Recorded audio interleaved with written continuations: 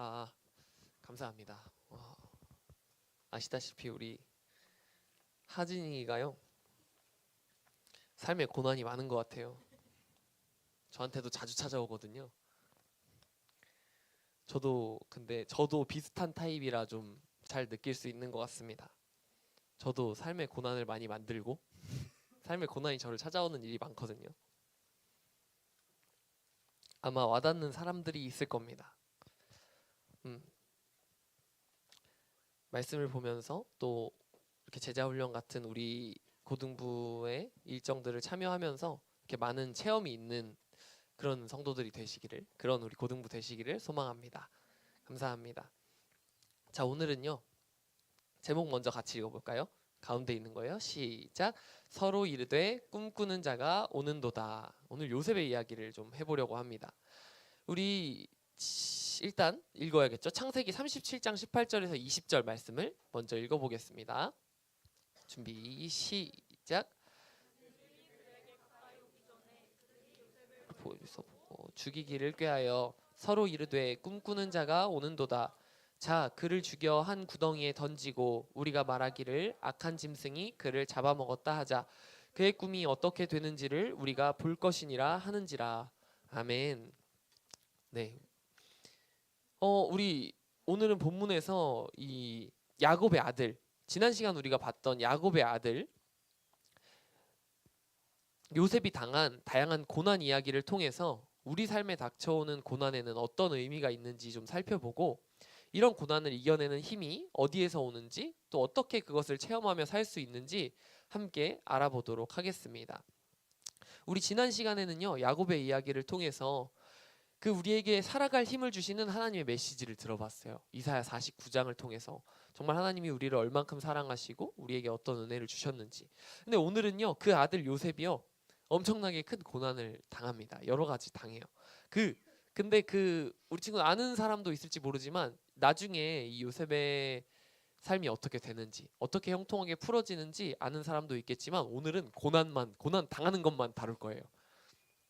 자, 그러면 이런 요셉과 같은 삶의 고난이 어떤 의미가 있고, 우리가 이런 고난을 이겨내는 힘이 어디서 오는지, 어떻게 그것을 체험하면서 살 수 있는지 오늘 말씀을 통해서 함께 알아보도록 하겠습니다. 자, 말씀 이야기를 세 단계로 가볼게요. 첫 번째예요. 자, 같이 읽어볼까요? 시작. 요셉은 사랑받는 자녀였습니다. 이 창세기 37장 1절부터 11절 말씀 이야기인데요. 야곱은 사랑하는 아내 라헬이 낳은 막내 아들, 이 막내는 아닌데 원래 11번째 아들이었는데 결국 이때까지는 막내였죠. 라헬이 낳은 이 막내 아들, 11번째 아들 요셉을 형제들보다 특별히 더 사랑했어요. 이게 얼마나 티가 났냐면, 그 당시에 구하기 아주 어려웠던 색깔이 아주 알록달록한 옷, 그거를 이 친구한테만 입혀요. 심지어 그 바닥까지 끌리는 약간 롱코트 같은 그러면 뭐냐, 이거 옷 재질도, 옷 비단, 이거 뭐라 그래, 하여튼 옷 만드는데 들어가는 이 천의 양도 많고, 심지어 이때는 채색을 하는 것이 굉장히 힘들었어요. 정말 고급 재료들로만 색깔을 알록달록하게, 그 광물들, 우리가 지금 알고 있는 보석 같은 것들 엄청 값어치 있는 게 아니면 색을 먹일 수 있는 게 거의 기술이 발달하지 않아서 없었다고 해요. 근데 그런 알록달록한, 그리고 긴 단이 있는, 이게 활동하기 편할까요? 안 편할까요? 안 편하죠. 아주 고급 옷입니다. 아주 고급 옷을 그렇게 입힌 거예요. 이걸 이 11번째 아들한테만 입힌 거예요. 그렇게 요셉은 형제들에게 또 질투를 사게 됐죠. 게다가 하나님께서도 요셉에게 어떤 특별한 것을 또 주셔요. 그래서인지 요셉에게 두 가지 꿈을, 이 하나님의 계획을 보여주십니다. 이 요셉의 이야기예요. 형들, 내가 꿈을 꿨는데 우리 11형제가 우리 모든 형제가 밭에서 곡식단을 묻고 있었어. 근데 형들의 곡식단이, 모든 곡식단이 내 곡식단에 절을 하더라고. 마치 형들이 모두 요셉의 수하에 들어가게 된다는 것 같은 이런 꿈 이야기를 듣고 형들은 요셉을 혼내고 또 미워하게 됐어요. 그 전에도 아버지가 얘만 너무 사랑해서 좋지 않았는데 또 지금 이런 꿈 이야기를 하는 거예요. 마치 형들이 다 내 밑에가 될 것 같다는 꿈 이야기를 하는 거죠. 요셉이 근데 꿈을 또 꿔요. 이번엔 부모님하고 형들한테 가서 이렇게 말했어요. 내가 꿈을 꿨는데 해와 달과 11개의 별이 제게 절을 하더라고요. 이번에는 마치 부모님, 엄마, 아빠, 형제들 모두가 막내에게 그 11번째 아들에게 절하게 될 것 같다는 그런 꿈을 이야기하고 있는 거예요. 이때는 아버지가 요셉을 혼냈습니다. 그러나 아버지는 이 꿈 내용을 기억하고 있었다고 해요. 그건 그렇고 이번 일로 형들은 요셉을 더 심각하게 미워하게 됐습니다. 3단계로 지금 미워하게 됐죠. 편의 첫 번째 꿈, 두 번째 꿈 얼마나 미워했을까요? 자, 두 번째로 가보겠습니다. 같이 읽어볼게요. 시작.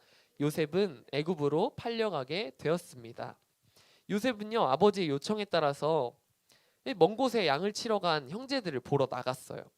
아버지가 형제들이 뭐 하고 있는지 좀 보고 와서 알려달라고 하셨거든요.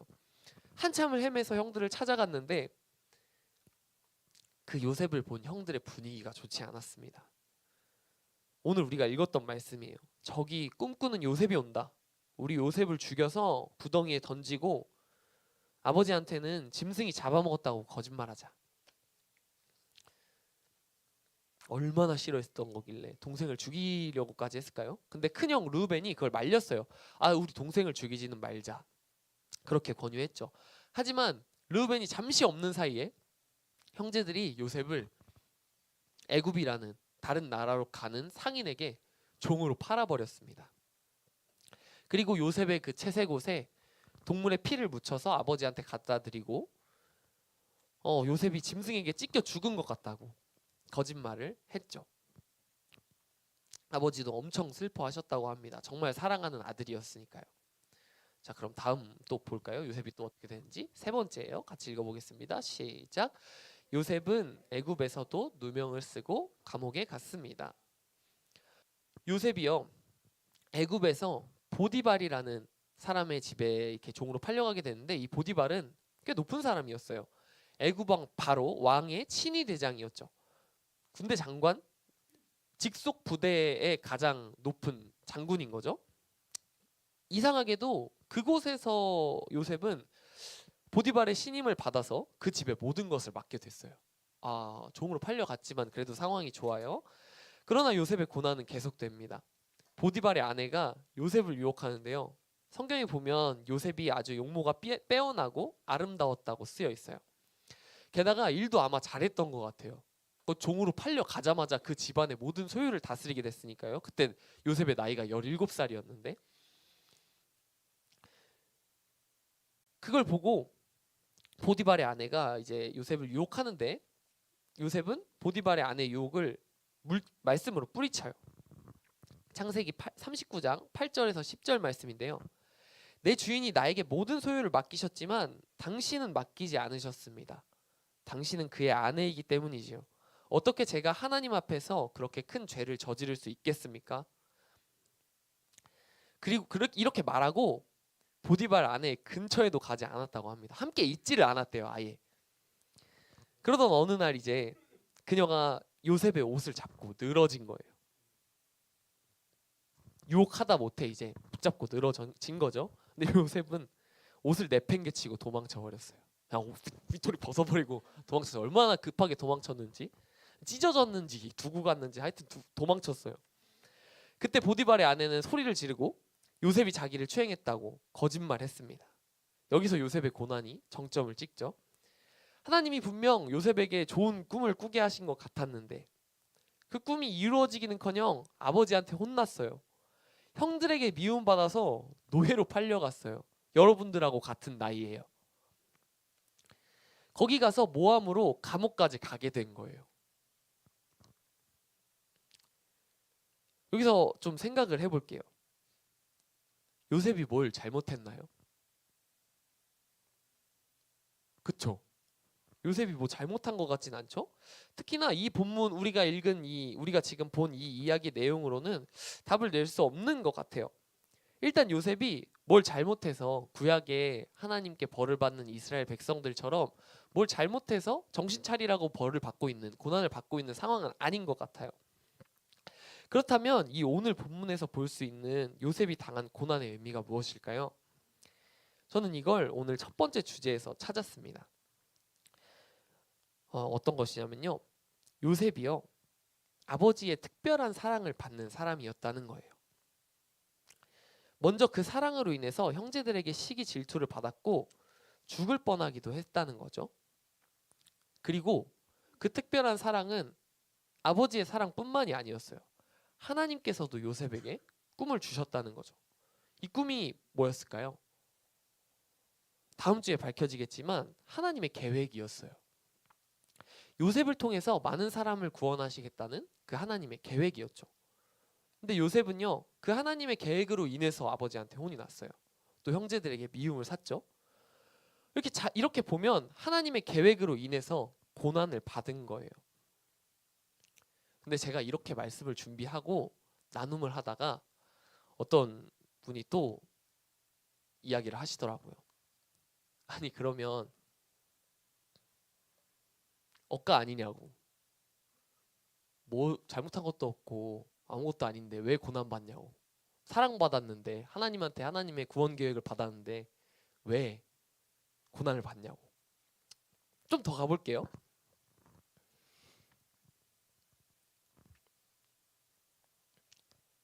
요셉이요, 그걸 좀 자랑했거든요. 사실 어떻게 보면은 그냥 하나님께 받은 꿈을 그냥 가지고 있었으면 괜찮았을지도 모르는데 요셉이 좀 눈치가 없었던 것 같긴 해요. 그 4명의 아내 중에서 특별히 가장 사랑하는 아내의 아들이었잖아요. 근데 사실 요셉에게도 동생이 하나 더 있었거든요. 근데 그 베냐민이라는 동생이 있었는데 그 베냐민을 낳다가 그 가장 사랑하는 아내가 죽어요. 그래서 아마 이 막내가 가장 큰 사랑을 받았던 게 아니라 요셉이 가장 큰 사랑을 받았던 것 같아요. 그런데 자기는 맨날 그 좋은 옷 입고 그거 입고 밖에 나갔겠습니까? 또 형제들이 양치러 가는데 아빠가 가서 보고 오래요. 형들 잘하고 있나? 아빠한테 형들 보고하는 아주 그런 아들이었던 거죠. 그런데 꿈꾸고서는 그렇게 자랑해요. 와, 하나님이 나한테 이런 꿈 꾸였어. 아, 형들 곡식단이 다 나한테 절해. 와, 달과 별 11별, 해와 달과 11별이 나한테 절해. 자랑을 하긴 했어요.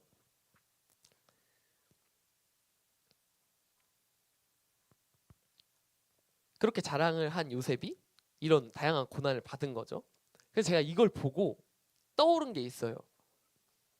요셉이 하나님의 구원 계획을 받고 또 아버지의 사랑을 받고 사랑과 그 하나님의 특별한 계획으로 인해서 고난을 받았다는 거죠. 그게 하나님의 자녀로 하나님께 속한 사람이라고 인정을 받았기 때문이라고 생각을 하게 됐어요. 왜냐하면요, 요한복음 15장 19절에 이런 말씀이 있어요. 같이 읽어보겠습니다. 시작. 너희가 세상에 속하였으면 세상이 자기의 것을 사랑할 것이나 너희는 세상에 속한 자가 아니요 도리어 내가 너희를 세상에서 택하였기 때문에 세상이 너희를 미워하느니라. 아멘. 제가 여기 이 부분을 한번 다시 읽어드릴게요. 너희는 세상에 속한 자가 아니요 도리어 내가 너희를 세상에서 택하였기 때문에 세상이 너희를 미워하느니라.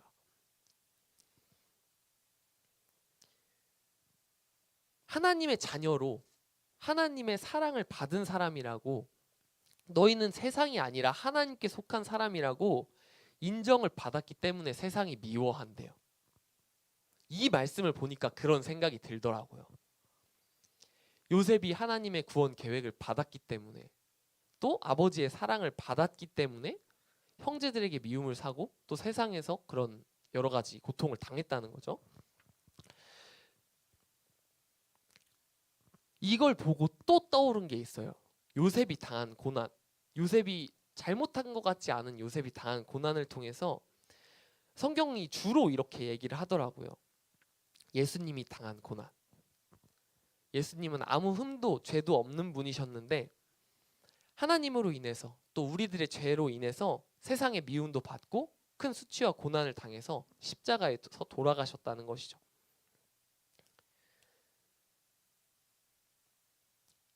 이 예수님을 보고 나면 이 문제가 이제 우리한테 돌아오는 거예요. 매주 제가 여러분들에게 말씀드렸던 것처럼 우리가 이런 소식, 예수님의 소식, 복음을 받아서 예수님을 믿고 구원에 이를 수 있게 됐어요. 우리 지금 알잖아요, 예수님을. 그리고 예수님을 믿으면 천국에 갈 수 있다는 거 알고 있잖아요. 하나님의 자녀가 된다는 거 알고 있잖아요. 우리는 하나님의 구원 계획인 예수님을 알게 됐고 교회를 통해서 만난 사람들이라는 거예요. 그래서 우리도 요셉처럼 이 세상에서 하나님으로 인해서 고난을 당할 수 있다는 거예요. 정말 내 고난에 이유가 없는 것 같을 때 우리는 복음으로 인해서 고난을 당하고 있는 경우가 간혹 있을 겁니다. 세상 사람들에게는 없는, 오직 예수님을 믿는 사람들에게만 주어진 그 복음, 그 생명의 말씀 때문에요. 근데 이래도 문제가 있더라고요. 이래도 억가예요. 이래도 억지로 까는 거예요. 아니 그거 받았다고 고난 받을 거면 교회 왜 다녀요?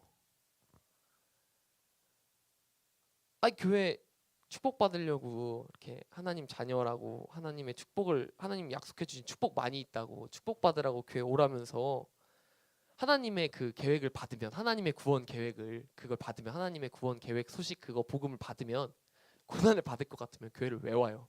고난 받으러 와요?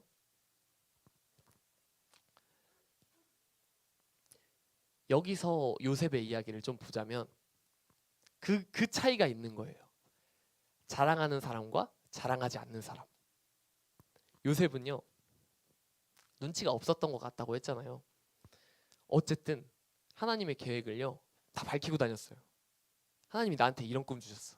하나님이 나한테 이런 꿈 주셨어. 그리고 나서 이런 고난을 당했을 때 요셉이 이때까지는 아마 몰랐을 거예요. 이 고난이 무슨 뜻인지. 근데 이제 다음 주에 이야기를 들어보면 달라지겠죠. 우리 삶의 상황도 지금 이것과 너무 비슷한 거예요. 하나님이 우리에게 오셨고 우리가 복음을 받았고 그 이후에 알 수 없는 고난을 당하고 아니 교회에 왔는데 난 축복받아야 될 것 같고 복 받아야 될 것 같은데 자꾸 힘든 일만 자꾸 늘어나고 뭐 내가 잘못한 것 같지도 않은데 도대체 이 고난의 의미가 무엇일까? 이 내 삶에 계속 찾아오는 이 어려움들의 의미가 무엇일까? 모르고 고난을 당하고 있는 그런 상황인 거죠.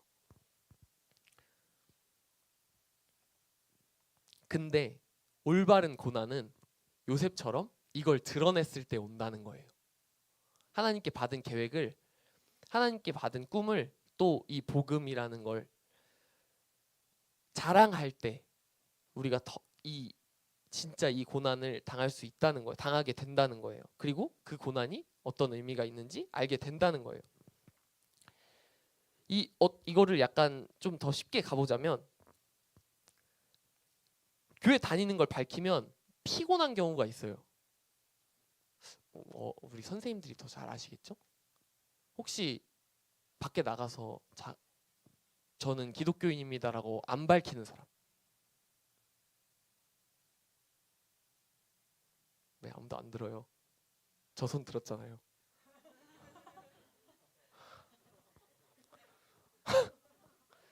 제가요 참 밝히기가 쉽지 않아요. 제 친구들이요 쓰러져요. 그리고 제가 한번 스승의 날에 초등학교 6학년 때 선생님한테 전화를 드렸는데 정말 제 기억에 남아있는 은사님이셔서 제가 전화를 드렸는데 그 선생님이랑 나이 차이가 얼마 안 나거든요. 10살도 아마 차이가 안 날 거예요. 그 선생님이 초임이셨고 초등학교 6학년 뭐 이렇게 했었는데 10살은 넘게 나겠구나. 그랬는데 그 신학교를 가고 아마 한 2년 뒤에 전화를 드렸을 거예요. 그리고 이 교회에 오기 직전에 아마 전화를 드렸던 것 같아요. 너 지금 뭐하니? 요즘에 뭐하니? 라고 물어보셔서 선생님 저 신학하고 있습니다. 어? 너 교회 열심히 다니는 건 알았는데 괜찮아? 괜찮아를 한 5번 물어보시더라고요. 그럴 정도로 제 삶이 그렇게 바르고 모범적이진 않았던 것 같아요. 많이 이렇게 사고도 많이 치고 까불기도 많이 하고 눈에 많이 띄는 학생이었던 것 같아요. 그래서 저는요 사실 어디 나가서 이거 제가 저번에 그랬잖아요. 앞에 나갈 때도 명찰 떼고 나간다고. 죄송해요. 교회 다니는 거 밝히면 너무 피곤하더라고요. 야, 너 그렇게 살면서 무슨 네가 교회를 다녀? 너 제가 들은 가장 심한 말 중에 이런 말이 있었어요. 딱 당신 하는 거 반대로만 하면 천국 갈 수 있을 것 같아. 당신 삶의 모든 걸 반대로 하면 딱 천국 갈 수 있을 것 같아 라는 말을 들었어요.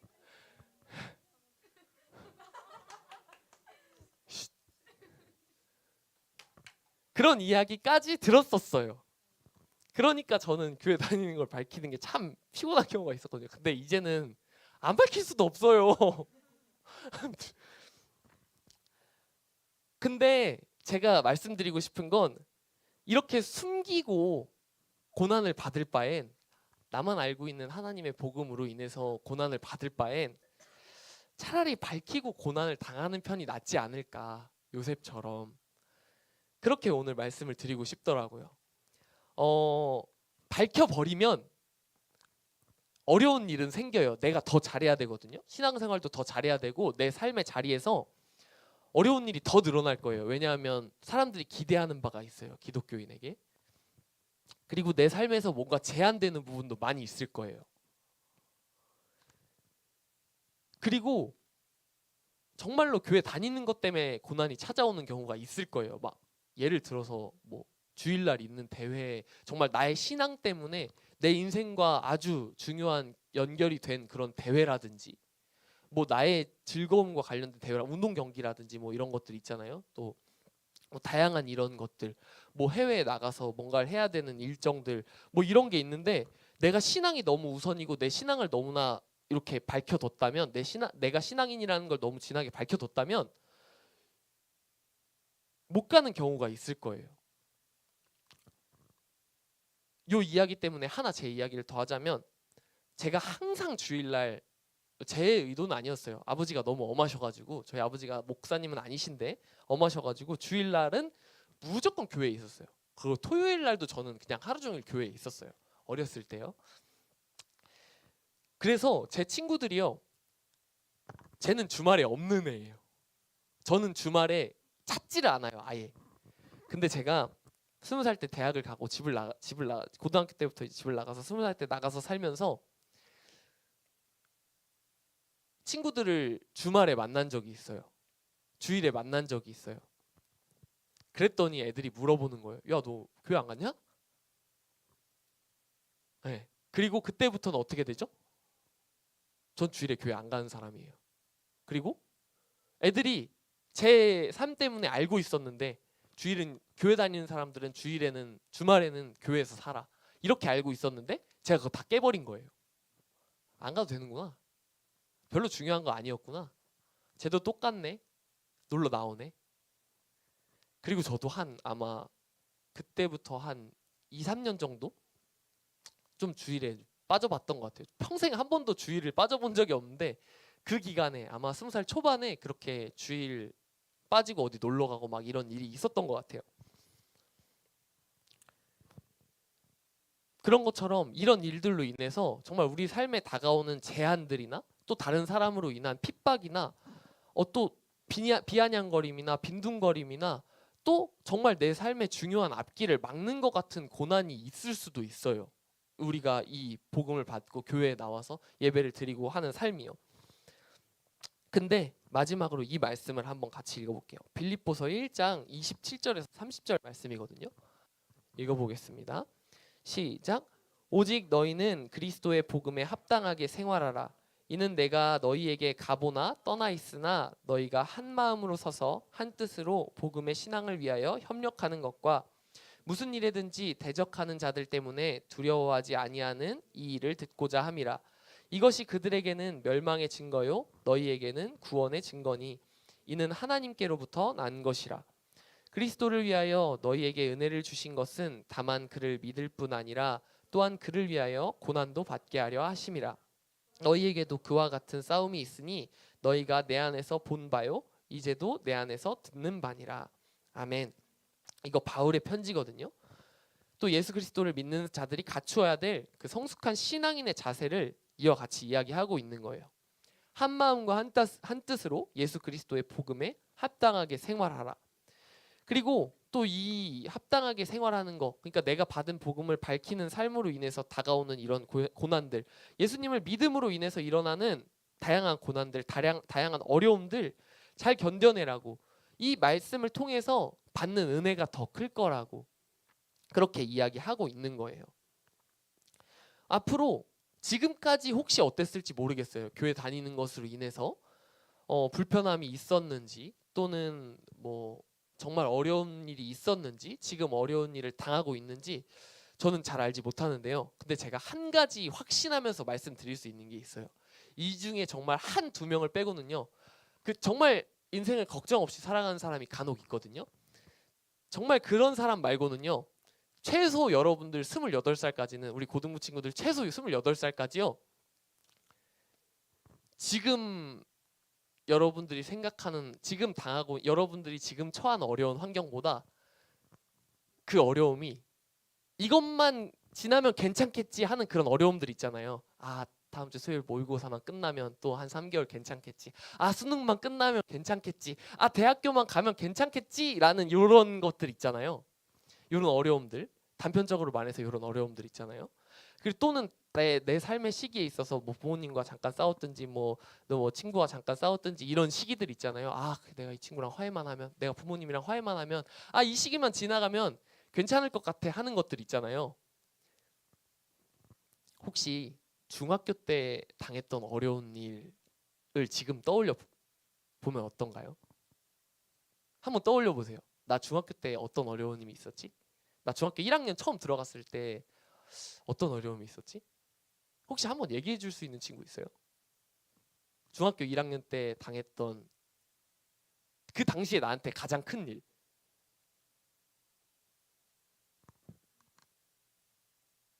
오케이, 제 걸로 갈게요. 저 남중 나왔거든요. 남자애들이 서열 경쟁하느라고 자꾸 오는 거예요. 뭐 하여튼 그런 일이 있었어요. 근데 지금 와서 보면 그게 어떨까요? 그때 친구들이랑 치고받고 싸웠던 게, 아, 이거 진짜 큰일인데, 그때는 정말 큰일이었거든요. 사람을 어떻게 때리고, 맞으면 어떻게 해. 막 너무 무섭고 막 그런 거 있잖아요. 맞기 전에가 더 무서운 거거든요. 그랬는데 지금 와서 보면 너무 귀엽잖아요. 중학교 1학년 애들, 남자애들이 쪽팔리게 짐승도 아니고 막 싸워가지고 으렁거리면서 서열 경쟁했다는 게 그거예요. 지난 고난은 다 작아져요. 지난 고난은 다 괜찮아요. 그리고 제가 하나 더 말씀드리는 거는, 적어도 여러분 28살까지요, 앞에 다가오는 고난이 점점 더 커질 거예요. 엄청 커질 거예요. 진짜 힘들어서 죽을 것 같을 거예요. 여러 번. 최소한 3번은 죽고 싶다고 생각할걸요? 네. 그리고 그거 있잖아요. 학교 가면 다 하는 말. 아, 자퇴하고 싶다. 대학교 가서. 서울대 간 애들도 그래요. 아, 자퇴하고 싶다. 네. 그리고 취직하잖아요. 아, 퇴사하고 싶다. 아, 이건 제 얘기 아니에요? 아, 퇴사하고 싶다. 맨날 진짜 맨날 노래해요, 애들. 아, 자퇴하고 싶다. 자퇴하고 싶다. 자퇴하고 싶다. 진짜 내가 하루에 한 100번씩은 들은 것 같아요. 아, 퇴사하고 싶다? 3만 번은 들은 것 같아요. 장난 아니에요. 하루 종일 얘기해요. 그것처럼요. 여러분 앞으로 있잖아요. 지금 앞에 다가오는 뭐 가장 큰 문제잖아요. 인생에 앞으로 내가 평생 먹고 사는 것에 대한 그 중요한 문제잖아요. 근데 아무것도 아니에요. 더 큰 일이 적어도 여러분이 28살 될 때까지는 계속 커질 거예요. 아마 제가 나이를 먹으면 하나씩 올라갈 거예요. 지금까지 제가 보니까요, 전에 있었던 일은 다 별거 아니에요. 지나 보니까 그런 말이 있거든요. 지나고 나서 봤을 때 좋았던 일은 추억이고 안 좋았던 일은 경험이라고, 이런 말이 있는데, 지나 보면 다 별거 아니에요. 그리고 문제는, 그것보다 더 큰 문제는 앞으로 계속 더 커질 거라는 거예요, 고난이. 그리고 만약에 여러분이요, 밝히고 살아요. 복음을 밝히고 살아요. 내가 기독교인인 걸 밝히고 살잖아요. 또 이걸 막 전하면서 살잖아요. 더 피곤하고 힘들어질 거예요. 근데요, 이거예요. 그들에게는 멸망의 증거고 너희에게는 구원의 증거니 이는 하나님께로부터 난 것이라. 이 복음이요, 복음을 안 따르고 안 지키고 안 밝히고 사는 사람들한테는 멸망의 증거예요. 왜냐하면 지옥 갈 거니까요. 심판당할 거니까요. 그래서 이들에게는 멸망의 증거라는 거예요. 그런데 이걸 믿고 하나님의 자녀가 된 사람들한테는 이거는 구원의 증거고요. 그리고 그때야 비로소 이 성경책에 들어있는 모든 축복이 나의 것이 되는 거예요. 하나님께서 하신 엄청나게 많은 양의 그 축복들이 다 그때야 내 것이 되는 거예요. 밝히고 살아갈 때, 내가 그리스도인이라고 말하면서 자랑하면서 살아갈 때, 그리고 그것으로 인해서 요셉처럼 또 고난을 당하게 될 때. 그래서 마지막으로 이거를 제가 이제 뜬구름 잡는 것처럼 열심히 이야기를 했는데 도대체 그 복음을 가지고 살아가는 삶이 어떤 것이냐, 이 복음에 합당하게 하는 합당하게 생활하라는 이 말이 도대체 어떤 것이냐, 이걸 어떻게 해볼 수 있냐를 이야기하고 오늘 말씀을 마무리하겠습니다. 또 제가 이제 자주 반복하는 이야기인 것 같은데 오늘부터 한 달간 다시 정말 이제 공표하고 반복할 예정이에요. 제가 여러분에게 말씀드리는 거, 복음으로 살아가는 삶이요, 이 말씀이요, 내 삶이 되어서 내가 그 힘으로 자신 있게 세상을 살아가서 승리하는 거예요. 이것 때문에 어려움 당하는데 이걸로 살아가면서 내 삶이 더 어려워지는데 결국 승리한다고 저는 여러분들에게 말씀드릴 수 있을 것 같아요. 그래서 이렇게 해봐야 된다고 말씀을 드릴 수 있을 것 같은데 큐티예요. 이제 4월부터 돌아오는 4월부터 우리 고등부 전체 큐티를 할 거예요. 지금 찬양팀이랑 학생회 큐티도 다 이걸로 이제 통합을 할 예정이에요. 이 하나님의 말씀을 내 삶의 동력으로 가져가기 위해서는 꼭 말씀을 봐야 돼요. 이 쓰여진 말씀, 우리에게 주어진 이 말씀을 꼭 봐야 돼요. 그리고 이 말씀을요, 나만의 그 말씀으로 가져와야 돼요. 나의 해석 또 나의 느낀 점이 꼭 있어야 돼요. 그냥 읽어서 지나가면 이거 아무 의미 없어요. 그냥 오래된 책이에요. 그리고 최종 이게 내 삶이 되려면 이걸 통해서 내 삶에 어떤 적용이 있어야 돼요. 그리고 해봐야 돼요. 그게 큐티예요. 제가 제시하는 이 큐티 원리, 아주 간결하게 말씀을 읽고 해석하고 삶으로 살아내는 겁니다. 이것을 통해서 우리는 말씀을 더 잘 깨닫고 또 삶에서 실천하고 정말로 하나님께서 내게 주시는 은혜가 뭔지 체험할 수가 있게 될 거예요. 그리고 신앙의 성장을 매일 이루어 나가게 될 거예요. 그리고 제가 여러분에게 한 달간 코넬 노트 가르쳐서 지금 하고 있는 거 있잖아요. 이것처럼 아마 여러분들이 삶에서 또 느끼는 그 성장이 있을 거예요. 요거는 제가 나중에 따로 설명을 드릴게요. 굳이 설교에서 할 이야기는 아니라서. 앞으로 큐티를 진행할 때 이런 식으로 진행할 건데요. 제가 제 큐티 하나 읽어드릴게요. 조금 짧아야 되는데, 자, 제 큐티 제목입니다. 내 삶의 고난은 어디에서 오는가. 마침 또 고난 설교를 하는데 고난 큐티를 한 게 있더라고요. 최근에 예레미야 애가 5장을 읽다가 내가 하고 있는 고민에 대한 실마리가 잡혀서 글을 쓴다. 5장 15절에서 18절이다. 우리 마음에는 기쁨이 그쳤고 우리의 춤은 변하여 슬픔이 되어 싸우며 우리의 머리에서는 면류관이 떨어져 싸우니 오호라 우리의 범죄 때문이니이다. 이러므로 우리의 마음이 피곤하고 이러므로 우리의 눈들이 어두우며 시온산이 황폐하여 여호가 그 안에서 노나이다. 이게 1번이에요. 한 장을 읽고 거기에 있는 것 중에서 와닿은 말씀 조금 골라서 적는 거 1번이에요. 그 다음에 이제 내 해석이에요. 대부분 내 삶에서 생기는 고난은 하나님으로 인한 것이 아닌 경우가 많다. 오늘 다룬 말씀과 완전히 반대되죠. 그럼에도 나는 너무 쉽게 하나님을 원망하고는 한다. 내가 차라리 태어나지도 않았으면 이런 일이 생기지도 않았을 텐데, 어떻게 이런 일이 나한테 일어나게 그냥 두실 수가 있지? 이런 등등 삶이라는 선물과 또 하나님께서 나에게 주신 자유의지에 대한 감사도 없고 당장 눈앞에 어려운 상황을 보고 그 하나님에게 모든 책임을 전가하는 아주 폼나는 원망이다. 그러나 예레미야는 아마 정확히 보고 있는 것 같다. 우리 마음의 기쁨이 그치고 춤이 변하여 슬픔이 되고 머리에서 면류관이 떨어진 그 원인이 우리의 범죄 때문이라고 말한다. 또 그것 때문에 우리 마음이 피곤하게 되고 이로 인해서 눈이 어두워지고 자신들이 바라보고 기도하는 아름다운 처소 하나님의 산인 시온산이 황폐하게 되었다고 한다. 슬픔과 애통이 온 원인도 모두 우리 죄악 때문이며 그 이후에 일어나는 모든 불행한 일도 모두 그것으로 인한 결과라는 말이다. 제 삶에 적용해요. 내 삶에도 빈번하게 이런 일들이 있다. 실제로 그렇게 해본 적은 없지만 만약에 내가 하나님의 뜻에 전적으로 순종하고 말씀 보고 찬양하고 기도하고 예배하는 삶으로 교회에 가만히 앉아 있었다면 일어나지도 않았을 일들이 참 많다. 아마 그랬다면 교회 안에 머물러서 엄청난 고요와 평안을 느끼고 있었을지도 모르겠다. 그러나 나는 신나게 밖으로 나갔고 눈에 보이는 모든 것은 붙잡고 파내기 바빴다. 그렇게 파내다 보니 난 흙투성이가 되고 내가 파놓은 그곳에 있는 또 다른 것을 파냈다.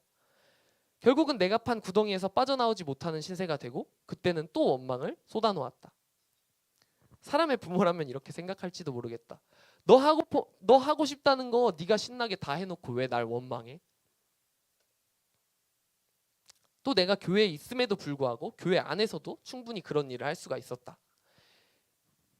열정이 앞서서 선교하겠다고 왜 이런 식으로 전도하느냐고, 교회 일을 왜 이런 식으로 하느냐고, 설교는 왜 이런 식으로 하고 예배는 왜 이런 식으로 드리느냐고 내 작은 머리로 판단하고 평가하고 내 방식으로 하겠다고 일을 벌려내면 그 무게에 깔려 일어나지 못하게 되는 것이다.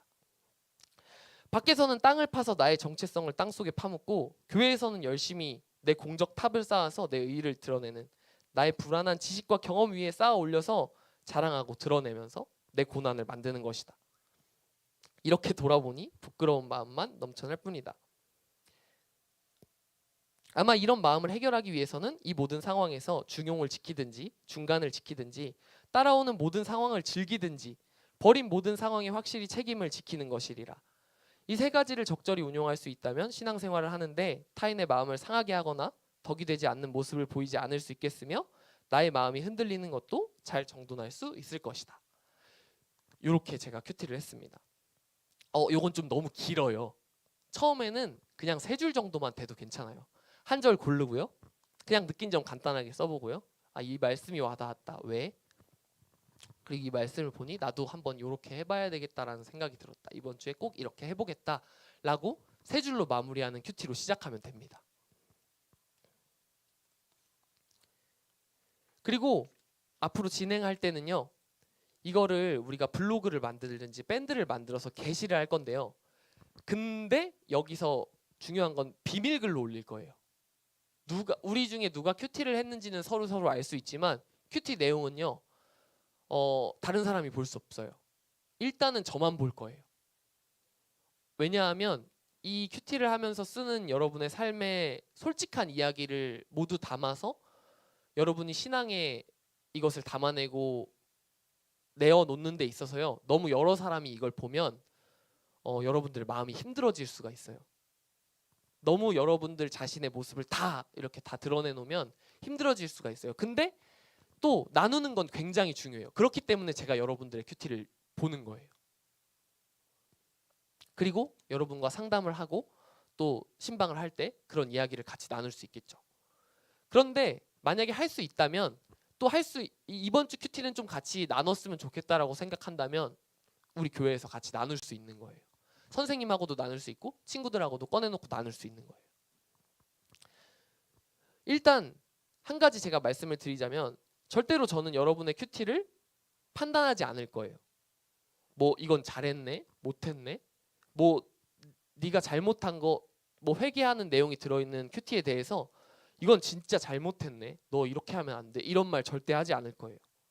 왜냐하면 거기에 여러분의 솔직한 심경이 담기고 이걸 통해서 여러분이 변화되고 또 느끼고 살아가려면, 이 하나님의 은혜를 체험하고 살아가려면 뭐 그랬던 거 아무 의미 없어요. 상관없어요. 잘못을 했든 안 했든 제가 판단할 내용이 아닙니다.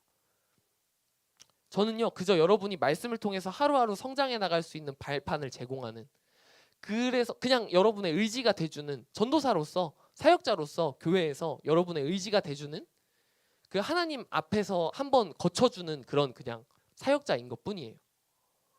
그렇게 여러분의 큐티를 볼 거예요.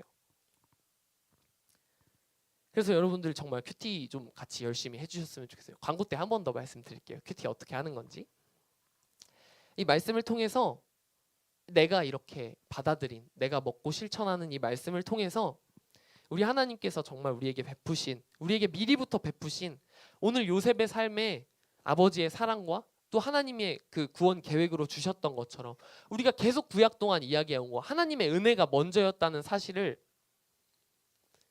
그 모든 은혜, 하나님께서 준비하신 모든 축복을 경험하는 우리 동탄시온교회 고등부가 되시기를 소망합니다. 오늘은요, 이 말씀을 생각하면서 나는 주님께 속한 자, 이 찬양하고 함께 기도하면서 예배를 마치도록 하겠습니다.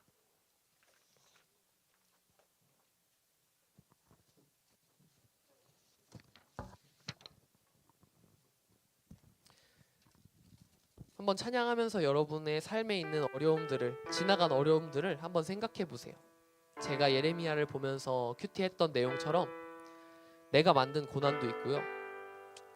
정말 이유 없는 고난도, 이유 없이 받은 것 같은 고난도 있을 거고요. 또 하나님으로 인해서 받고 있는 것 같은, 내가 교회 담임으로 인해서 받고 있는 것 같은 고난이 또 있을 수도 있을 것 같아요. 그것들을 한번 이렇게 내 삶에 새겨보면서 그것이 내가 하나님께 속한 자이기 때문에, 하나님이 나를 선택해 주셔서 이 자리로 불러주셨기 때문에 그래서 당할 수 있는 고난이고, 그렇기에 이길 수 있는 힘도 주신다는 거 깨달으면서 나아가셨으면 좋겠습니다. 찬양하겠습니다.